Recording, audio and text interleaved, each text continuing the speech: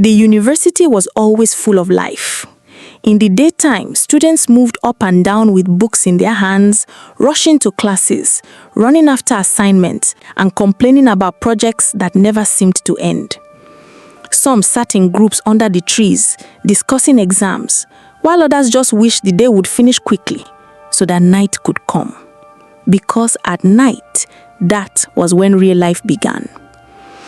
Beside the school buildings were many clubs. At night, the lights of those clubs came alive, bright and colorful, with loud music spilling into the streets. Students loved it there. It was the only place they could forget stress. They drank, they danced, they laughed, and for a few hours they felt free. But in one of those clubs sat a man. Every night he chose a corner. He didn't dance, he didn't shout. He just sat quietly, drinking slowly, looking calm. Everybody knew him, but nobody knew much about him. He was rich, his face always serious. Yet, without fail, he came every night. The only person close to him was Daniel, a student of the university. Daniel was the bridge, the link between him and the students. Nobody knew their secret business, but everyone could see Daniel was trusted. Every evening, Daniel moved around campus, talking to girls, inviting them to the club. He paid for their drinks, treated them like queens, and then introduced them to the man. The girls thought they were lucky. They couldn't believe their eyes. The man never asked for sex. Instead, he gave them food, money, gifts, even cards. For 1 month, any chosen girl lived like royalty. But behind all this, there was a secret. This man was not ordinary.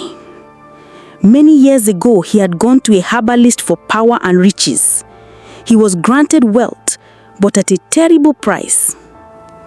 A wound appeared on his left leg, deep, burning, rotting, a wound that could never heal. The herbalist warned him, "As long as you live, this wound will only be fed by the tongue of young women. They must lick it, or you will lose your power and die." From that day, the man lived under the curse. His riches grew, but every month he needed new victims, and that was Daniel's job, to bring them close. After spoiling the girls for 1 month, he would change the game. He invited them to his mansion. For 1 week, he cooked for them, laughed with them, pretended to love them, convincing them that marriage was near. But on the final night, at midnight, his truth was revealed. He rolled up his trouser, exposing the wound, raw, frightening, alive. Then, in a calm but commanding voice, he said, "Lick it." The girls screamed, they begged, but the door was always locked. Once their tongues touched the wound, their lives never remained the same. Some went mad, some died within days, none ever returned.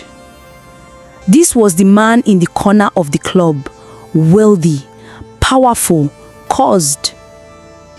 Then came Adana. She was beautiful, stubborn, reckless, ignoring her mother's warnings, chasing money, blinded by luxury. Daniel spotted her easily, and she followed him without hesitation.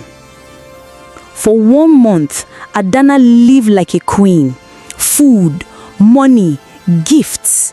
She told her best friend Choma, "I know this man will marry me. He's different."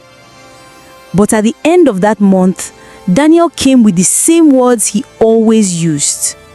"The man wants you at his house, something more serious." Her heart leapt. She thought it was a proposal. For 1 week, he treated her kindly. Gentle words, soft laughter, affection. She was convinced love had found her. But on the final night, at midnight, her illusion broke.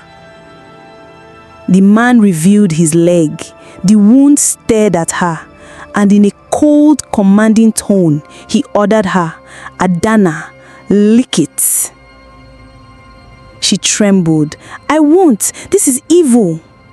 His voice thundered.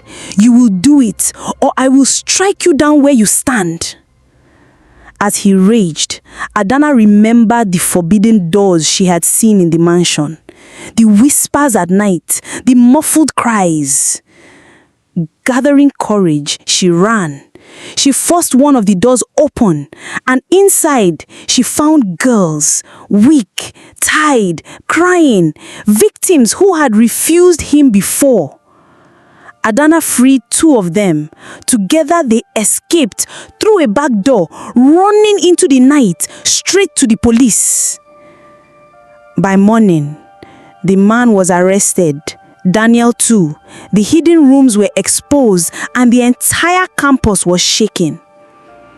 Adana, though scarred, became a warning.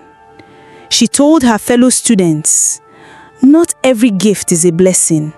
Sometimes money hides death. Be wise. Don't let greed blind you." From that day, the university was never the same.